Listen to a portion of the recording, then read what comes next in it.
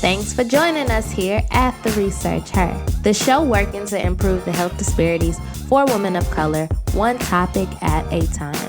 And I am Elissia. I'm here learning and growing with you as we research our way to wellness. I'm so excited to share with you the interview for today. I am interviewing one of my heroes. I don't know if I just made that up. She's one of my peers who's a hero. Today we'll be talking to Dominique Barnes-Walker, who is a licensed social worker and individual, couple, and family therapist. She works with a wide variety of individuals in therapy, but loves working with people of color. She endorses several other skills within the field. And as a research assistant, she focuses on engaging in Black families in therapy. She has been my hero since the day we officially met a few years back.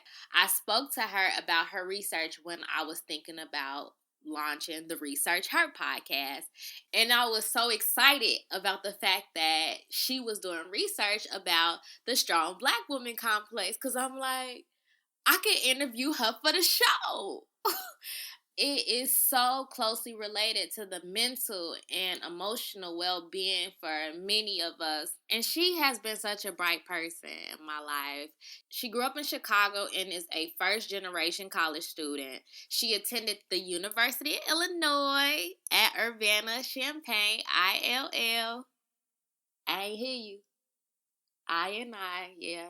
Get it together, where she obtained her bachelor's degree in social work, then continued on to earn her Master of Social Work. She is currently a Ph.D. candidate at Adler University, and her dissertation topic is titled The Impact of Strong Black Woman Stereotype on Romantic Relationships. So let me put you in conversation with Dominique and Hey, welcome to the show. Thank you. Did you always know that you would get into social work and psychotherapy? No, not at all. I started off in teaching. I was studying elementary education, and I really thought I was going to be a teacher, which in hindsight, I'm trying to be a professor, but I didn't want to be an elementary school teacher. Like once I got in the classroom and stuff, once I started talking to some of the kids, I was like, you know how kids are, they'll share with you their whole life, like right off the bat. So once I started like doing one-on-one tutoring sessions with kids and stuff, and I started talking to them more, I liked the one-on-one, face-to-face aspect of it, but deeper. I'm like always wanting to like talk more with them about their lives and things like that. So I was like, I think I want to do therapy. I'm assuming that was in undergrad. So were there any other undergrad experiences that really like shifted your gears so that you were going more into the social work realm? I volunteer a lot of agencies that was around social work, and not even just therapy, just more so like case management, just helping people in the realm of like in several different aspects of their lives. And that's when I knew that I wanted to like definitely shift my focus on like helping people in a different way.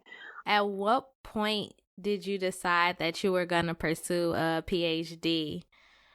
Ooh. So then here's another thing. So once I got into my master's program, master's of social work, I was interning at the courthouse.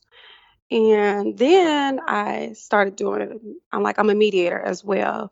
So I started doing mediation for parents, people who are getting a divorce or separated. And I really loved it. And I thought I wanted to go into law. I was making parenting agreements for people. And then, like I said, I was interning at the courthouse. And I really thought, I was like, I think I want to go to law school. So I was studying for the LSAT. I think it was like a week before the LSAT.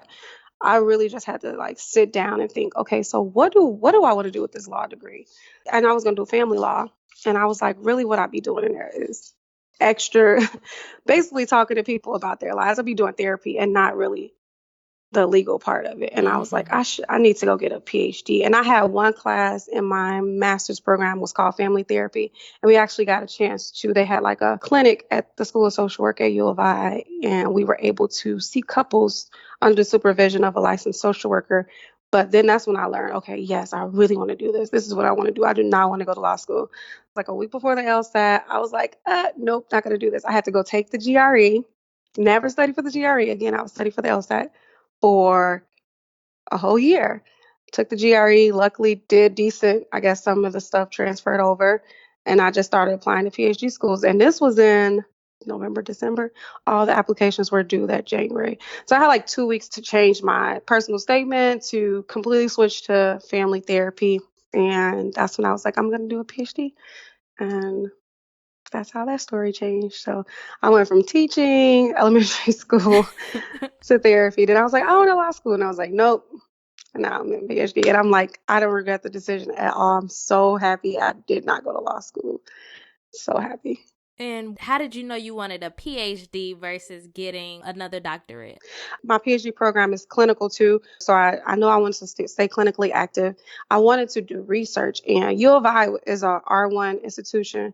They really press research a lot. And I actually started to learn more about research and I really like doing it. So that's what made me decide to do PhD because PhD is more research focused. And once I found what I like to research, it was a given. It wasn't like, because, for some people dread the PhD because they don't want to do the research. But I like that part about it. That's why I chose to do that. Talk a little bit more about like your transition from your master's program to your PhD.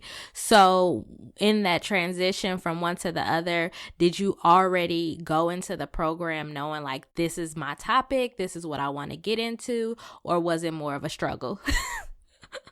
Like you I always say, like I've been to school my whole life. So it really wasn't transition. It was like a summer break. Mm-hmm. Really. And I started right up.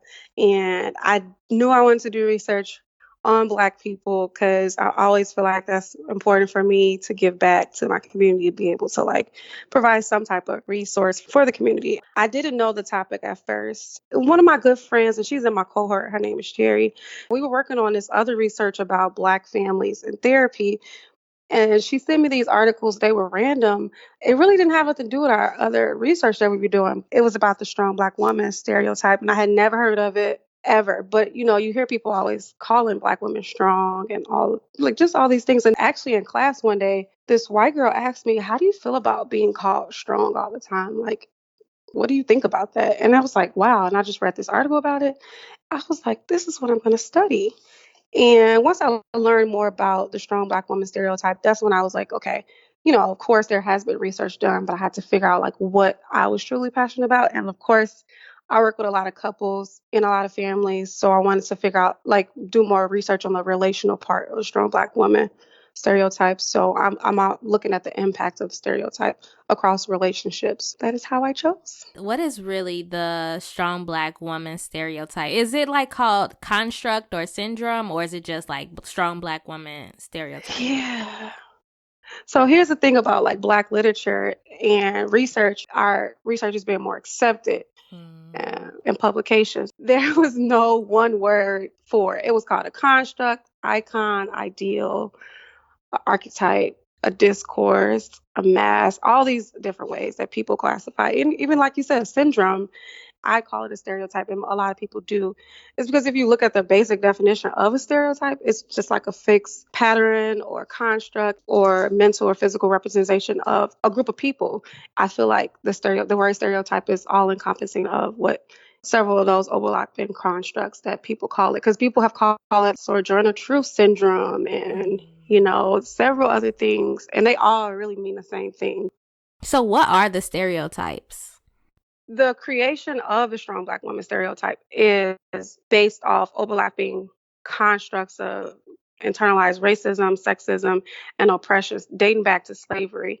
And the basis of the strong Black woman stereotype is someone who possesses strength. We talk about our grandmothers and our mothers. We always say, like, they're so strong. I wish I could be as strong as they are. And the idea of being strong is the basic construct underlying meaning of the strong Black woman stereotype. But the strong Black woman is defined as someone who is very, very independent. She is resistant to like any vulnerability or being emotional. And part of her duty and responsibility is to take care of her family and to take care of her community. She's selfless, so she'll put herself on the back burner to make sure her people are good, to make sure her family is good. She's a provider. The strong Black woman is expected to exceed no matter what. With limited resources, if you have nothing, you'll make something out of it. The strong Black woman definitely detaches from her emotions and hones in on the fact that we are further strengthened through our struggles. What are the symptoms of the strong Black woman stereotype? Medically, the impact of being stressed out and not being able to release that stress causes a lot of other medical issues, but also just emotional health and emotional well-being is very for Black women is very bad. A lot of Black women, they'll take on a lot of responsibilities although they know that they can't afford to put that on their plate. That's the way that looks sometimes. Or a strong Black woman who endorse stereotype will not understand or know what's happening, being on a lot of stress and pressure from everyone around you to just put on this facade of, okay, I'm good, I don't need anything, I'm not even expecting anything from anybody else. When all those things come together, sometimes they do crash. And that really does weigh heavily on the strong Black woman's self esteem and confidence. To be called strong and to be called a strong Black woman, that's like a badge of honor for a lot of Black women. You know, if you present anything else outside of that, the research shows a lot of Black women will like actually talk to the other Black, like, you know, say things like, wow, you couldn't even do those like 5 things. So it's a lot of relational aspects of internalizing the strong Black woman stereotype that impact your relationship with your family, people who are close to you, even at work, at school. There's an expectation that Black women will just see no matter what, whatever they're presented with. Mm-hmm. I saw that it can be transmitted. The term transmitted was used. I thought that was kind of funny, but like, Yeah. how is it transmitted? So it's kind of like, I don't know if you ever heard like transgenerational trauma or the characteristics of a strong Black woman started back from slavery. There's like several big stereotypes called the Mammy, the Jezebel, and the Sapphire. Being strong was a means of survival for Black women. There was no choice. Black women were raped in slavery and they had no choice but to be strong and to present as strong. If not, Black women would break down and cry when her kid is being taken away from her or like try to like do something other than being strong before being raped. They would risk being separated from their families and from their children. So that's how, when people describe it as being transmitted, is learned behavior. And you know how the saying goes, like Black women raise their daughters and their sons differently. They raise their daughters to make sure that they're strong and make sure they're independent and make sure they're internalizing the fact that they need to depend on anyone else, and especially not a man, to take care of them. When they say that it's transmitted, it's like learned behavior from your ancestors. It's not intentional. So I catch myself sometimes doing it with my dog. Like I gotta take a step back and be like, no, I can't keep doing this cycle of, oh, you just got going. You got to keep pressing. Mm-hmm. And you also mentioned that it affects the health too. So that's also supported. Is that Yeah. that as a result to this stereotype, women's health are literally at risk. Definitely is impacted deeply. You know, Black women with heart disease, being overweight. A lot of Black women who endorses the stereotypes of being a mammy and things like that. They struggle with eating disorders. There's definitely so many ways in which their physical health is impacted. Are there any other themes that we haven't discussed that occur as a result of the strong Black woman stereotype? I think it's really important to really stress the fact that there's two different sides to, you know, endorsing the strong Black woman stereotype. That yes, it is something that has been seen as very positive for our community, but that Black women are able to be these amazing beings despite of our history of slavery, our history of negative stereotypes against us, all of these things that are all encompassing of the reason why we present and want to present as opposite of those things. That is amazing and great. However, on the flip side is that it's okay to not have to be the strong Black woman. If you're struggling and you know that you don't need to add anything else on your plate, and you know you can't take another responsibility, then it's important for you to take a step back and put yourself first. It's important to look out for your family and help your community, but that stuff is draining. It really does impact your mental health. and your physical health. It's important for us as Black women to kind of be very aware of trying to be too independent, trying to be too much of a caretaker, sacrificing our own needs and wants for the benefit in which we think is the benefit of others. And sometimes it's not even necessarily that. And so it's always good to take a step back and be like, I love being strong, I love being independent, but I'm gonna need some help. I need help or I need support, and to like let people know how to support you. That's very important. Your thesis is pretty much about how does the strong Black woman stereotype affect romantic relationships. Do you have any Yes. preliminary data? Do you have any preliminary data that you can share with us? Okay. The study that I'm doing, like literally hasn't been any study like it. And what I'm looking at is different characteristics of the strong Black woman and if those could predict relationship satisfaction. However, there has been a few qualitative interviews that discuss what Black women think of being in a relationship and their expectations and their roles and things like that. I could think about a couple interviews where Black women have said, I've been married for so long and I realized that I never had expectations in my marriage because I just always felt like I had to be the woman of the house. I just had to do everything. Well, that's not okay. And that's why I'm burnt out because I've been doing, and not expecting anything of my spouse or my partner. There's been studies that show like some Black men feel like they can't date Black women because they're too independent and they feel like they can't do anything for them. They're looking for someone who they feel like they can do things for. And then a lot of Black women say they choose to be single because they feel like they're very independent. And so they're like, oh, I don't need a man for anything. So I'm good. I don't even need to be in a relationship. I don't want to be married. And that's all cool. The underlying theme is that most Black women aren't even realizing the impact of not having expectations of your partner. There's this idea of what a woman should do in a relationship or, what a man should do. Those discourses impact the satisfaction in relationship. Is there any research that supports that therapy can help with overcoming some of these mental struggles? Oh my God, yes. This is why it's important that all therapists are culturally sensitive. I'm hoping that with my research, it'll help at least understand the way Black women are entering their relationships. And so, like for couples therapists, as like myself, I'd be able to see, okay, so most women aren't even coming in with expectations or they feel like they have to do these certain things. How could we have a conversation around, what does it mean for you to be a Black woman? And what are some things that are very important to you as your identity as a Black woman? And even if you look at little Black girls, even if you have those children in therapy, therapists who know of the strong Black woman stereotype can even start to help them have a conversation around this at an early age so that you don't wait till they're like 20 or 30 and they're heavily impacted by the stereotype. Because, like I said, this starts at a very young age. We learn the way we should be as Black women from our families. The way I do therapy is more around creating new stories for people and individuals in their lives. The conversation is more about experience you want to live. How do you want your life to be? And how can we talk about getting there? What do you think that we can do as a community to help the next generation of young women? Like you spoke a little bit about how you try to raise your baby and like making sure she doesn't get any complexes, but just as a community, what can we do to help the next generation? Personally, I think that it's amazing some of the things we're able to do, change the way that we think and the way we perceive the way we should be. At a very like basic level, having more conversations with our children, with ourselves about, what is this life that I'm creating? Really doing emotional well-being checks on yourself, like being able to process and reflect on just your day. Like at the end of the day, okay, like, so what did I do today that was way too much? Was I doing this for myself? Was I doing this for someone else?